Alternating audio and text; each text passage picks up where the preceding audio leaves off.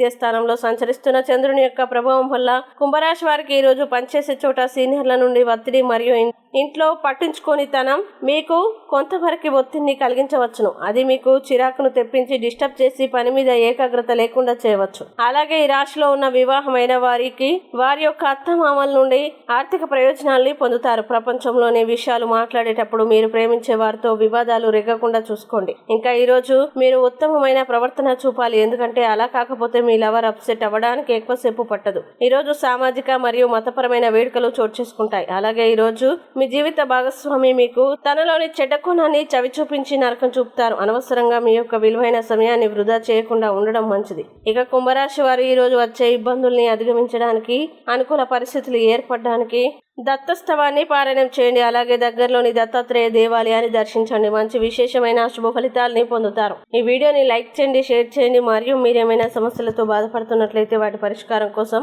ఒక్కసారి గురువు గారి నెంబర్కి కాల్ చేసి మీ సమస్యలకి తగిన పరిష్కారం పొందండి. ఖచ్చితంగా మీ సమస్య పరిష్కారం అవుతుంది. ఇంకా మీరు అనుకున్నటువంటి అన్ని పనుల్లో అంతా మంచి జరగాలని కోరుకుంటూ సర్వే జన సుఖినో భవంతు.